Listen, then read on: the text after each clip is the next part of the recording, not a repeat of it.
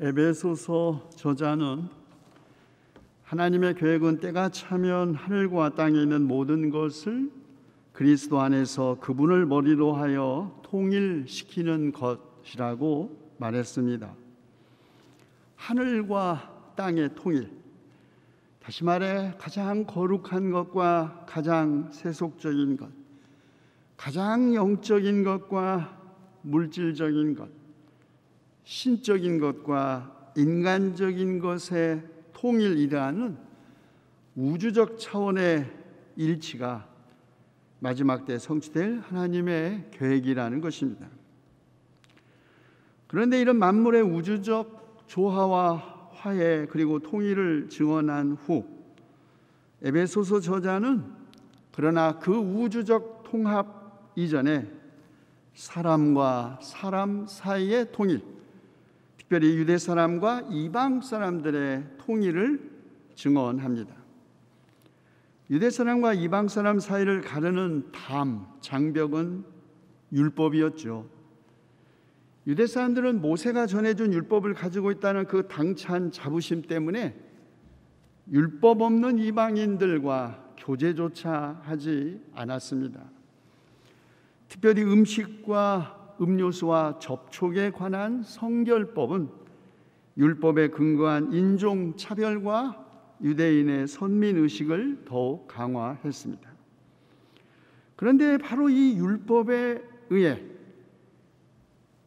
특권적으로 주어졌던 이스라엘에게 주어졌던 이 특권이 역설적으로 다른 사람을 차별하고 배제하는 기준이 된 것입니다.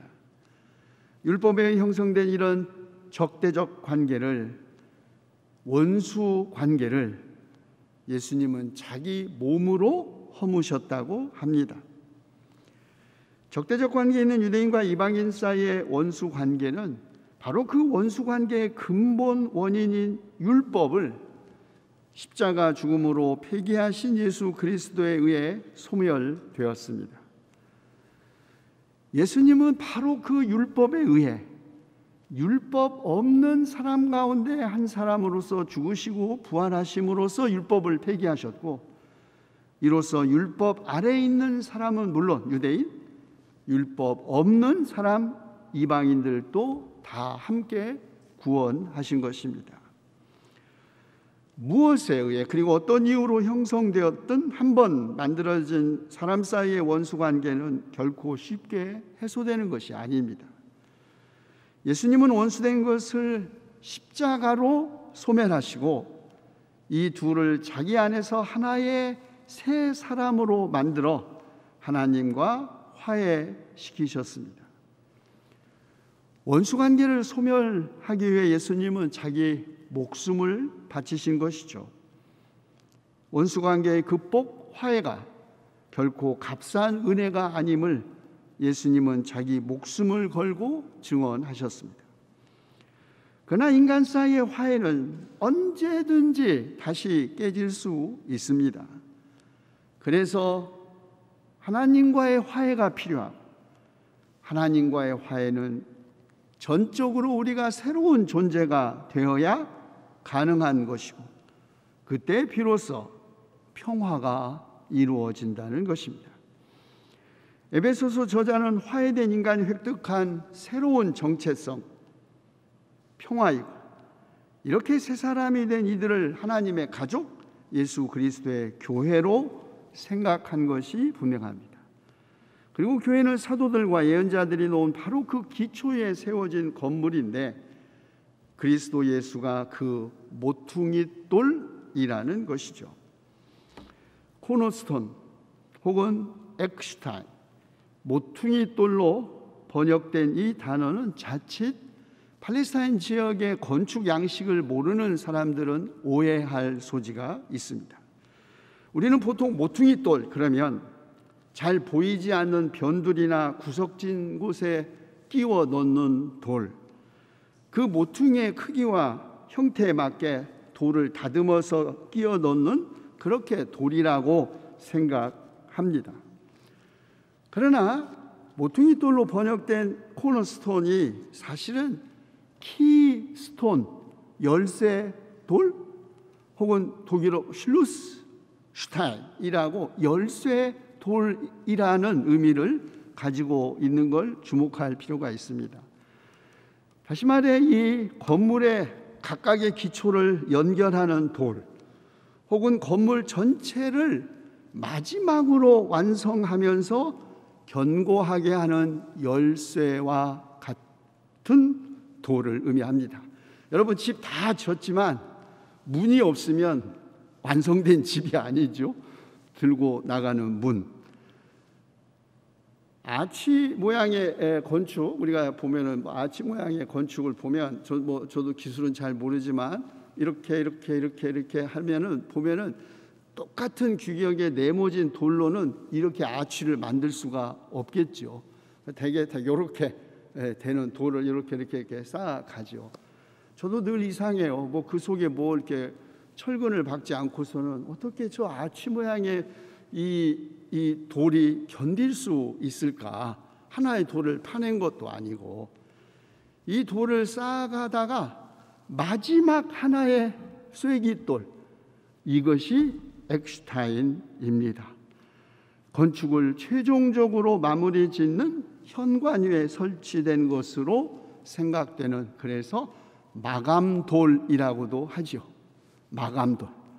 이 돌 하나 때문에 건축이 완성되기도 하고 이 돌 하나가 없으면 집이 무너지는 돌, 그것이 모퉁이 돌입니다.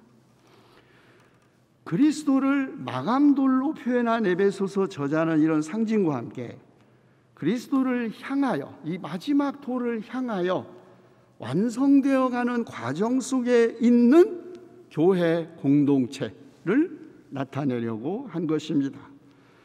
그래서 그는 그리스도 안에서 건물 전체가 서로 연결되어서 주님 안에서 자라서 성전이 됩니다. 그리스도 안에서 여러분도 함께 세워져서 하나님이 성령으로 거하실 처소가 된다고 말한 것이죠. 그렇습니다. 모퉁이 돌은 건물을 완성해 가는 최종적 돌이면서 동시에 이 돌이 없으면 건물이 무너져 내리는 돌인 것처럼 교회도 그리스도를 향하여 완성되어 가는 끊임없는 과정 속에 있고, 만약에 이 모퉁이 돌이 없으면 집이 무너지듯이 교회라는 집안에 이 그리스도가 계시지 않으면 이 집도 무너지는 집이라는 것입니다. 교회는 끊임없이 교회의 목표요 머리이신 예수 그리스도를 향하여 성장해 가는 과정에 있습니다. 마침내 그리스도와 하나가 될 때까지 교회는 길 위에 있는 순례 공동체라는 것입니다. 그러나 사실 교회의 이런 순례 공동체다움은 사실은 하나님 자신의 본질이기도 합니다. 이스라엘의 하나님 야훼, 나는 곧 나다 이신 하나님, 스스로 자신의 정체성을 규정하시는 자유 그 자체입니다. 그 어떤 인간적 관념 안에도 가둘 수 없는 분, 사람의 손으로 만든 어떤 성전 안에도 가두어 둘 수 없는 분이죠. 그래서 다윗이 군사적 승리와 정치적 안정을 얻고 하나님의 법궤를 블레셋으로부터 되찾아온 후에 자기는 상하와 박향목으로 친 거대한 왕궁에 살면서 여전히 하나님의 법궤는 천막 안에 둔 것이 마음에 걸렸든지 나단에게 성전 건축의 뜻을 밝힙니다. 그러자 바로 그날 밤 주님께서 나단에게 말씀하시죠. 너는 나의 종 다윗에게 가서 전하여라. 나 주가 말한다. 내가 살 집을 네가 지으려고 하느냐? 그러나 나는 이스라엘 자손을 이집트에서 데리고 온 날로부터 오늘에 이르기까지 그 어떤 집에서도 살지 않고 오직 장막이나 성막에 있으면서 옮겨 다니며 지냈다. 내가 이스라엘 온 자손과 함께 옮겨 다닌 모든 곳에서 내가 나의 백성 이스라엘을 돌보라고 명한 이스라엘 그 어느 지파에게라도 나에게 백향목 집을 지어주지 않은 것을 두고 말한 적이 있더냐? 집 없는 하나님, 그렇죠. 하나님은 집이 없습니다. 자기 백성이 이집트의 신들이 사는 이 거대한 신전 건축을 위해 강제 노동에 시달리는 자기 백성을 해방시킨 엑소도스의 하나님, 자기가 살 집을 지키기 위하여 자기 백성을 강제 노동에 동원하는 그런 신이 아니라는 말이죠. 그리고 만나를 담은 항아리, 싹이 난 아론의 지팡이, 언약을 새긴 두 돌판이 들어있는 이동하는 법궤와 함께 야훼는 끊임없이 옮겨 다니셨습니다. 출애굽 후 약속의 땅을 향하여 자기 백성이 집없이 광야를 유리하는 동안 하나님도 집없이 광야를 자기 백성과 함께 유랑하신 것이죠. 길을 못 찾는 백성을 위해 낮에는 구름기둥으로 앞서가시며 길을 인도하시고 밤에는 불기둥으로 앞길을 비추어 주셨습니다.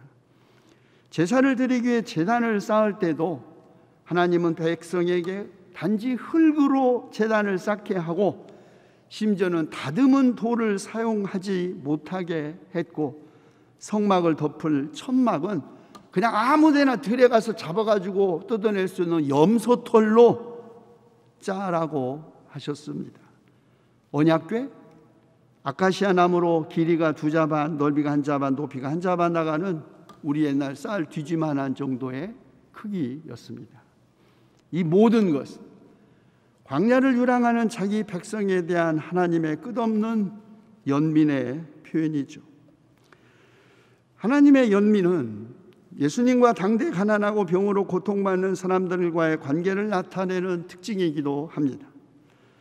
세례자 요한이 죽임을 당한 후 예수님은 자신도 같은 운명에 처해질 것을 예감하셨습니다. 오래 살지 못한다는 것 아신 것이죠.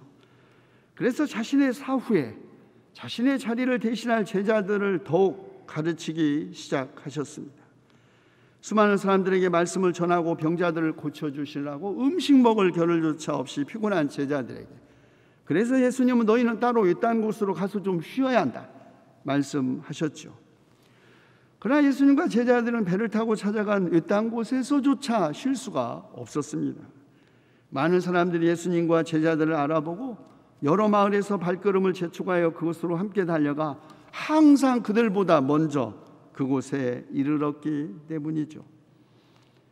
잠시도 쉬지 못하고 먹지도 못하면서 병자들을 고쳐주신 것은 예수님이 자기를 찾아오는 그 큰 무리를 보고 그들이 마치 목자 없는 양과 같으므로 그들을 불쌍히 여기셨기 때문이라고 합니다.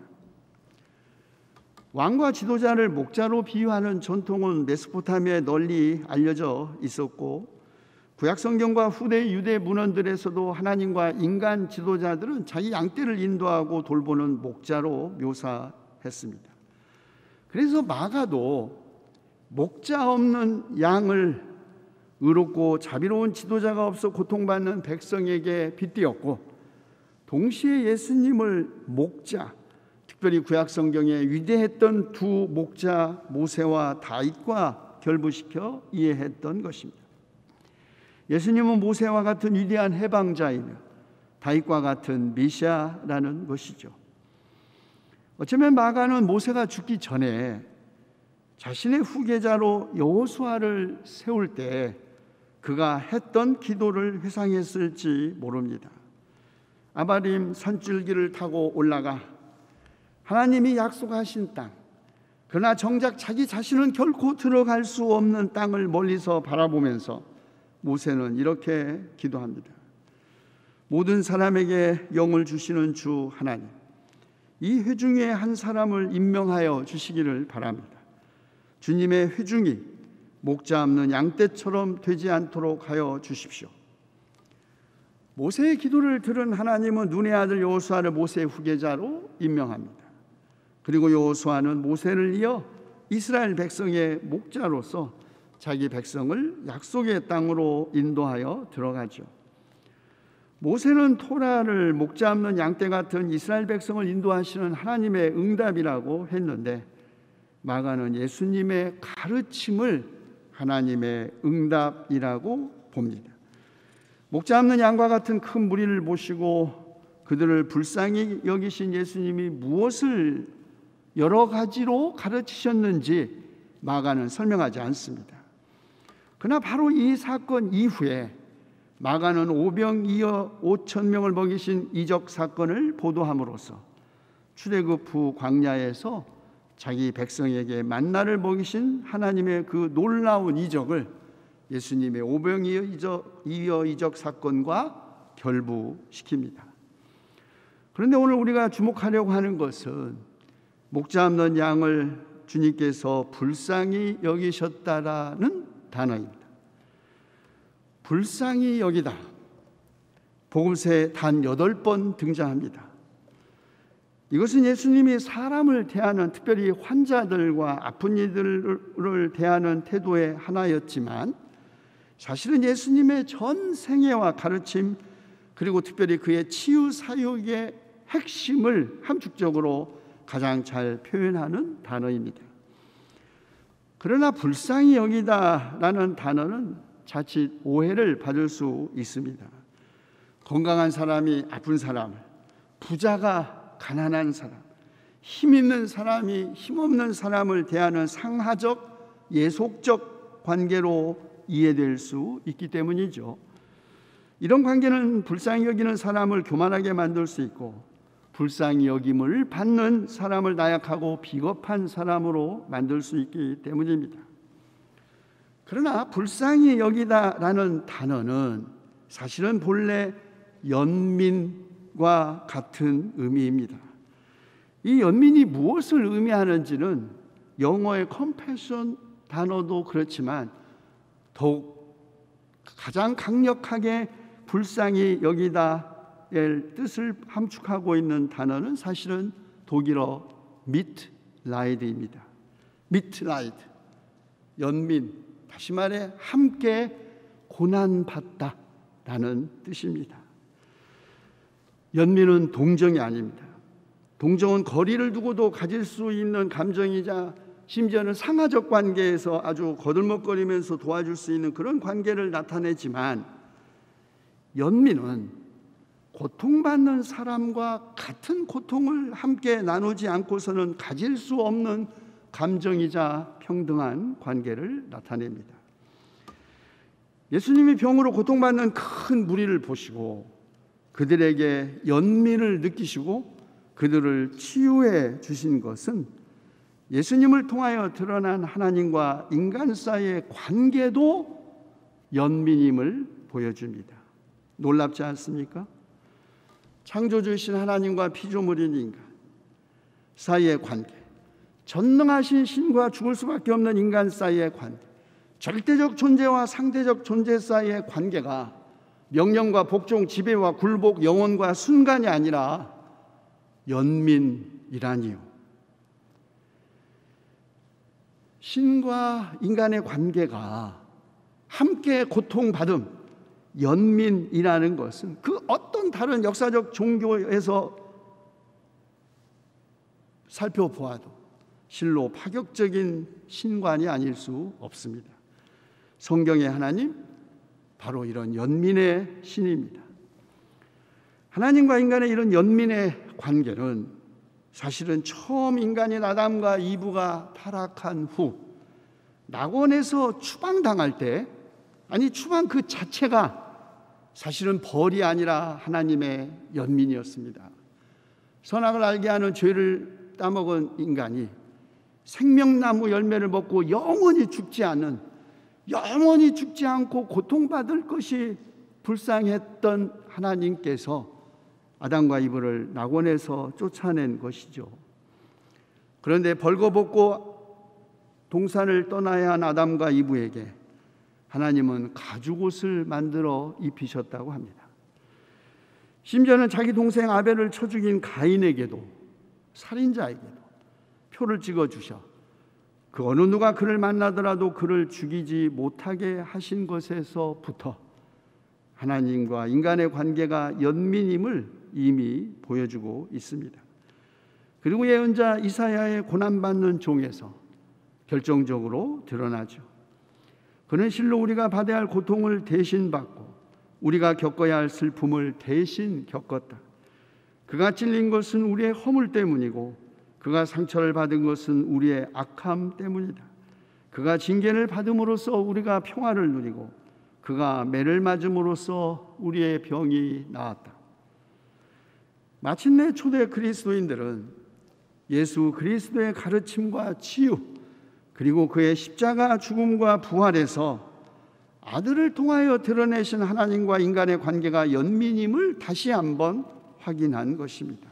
그렇습니다.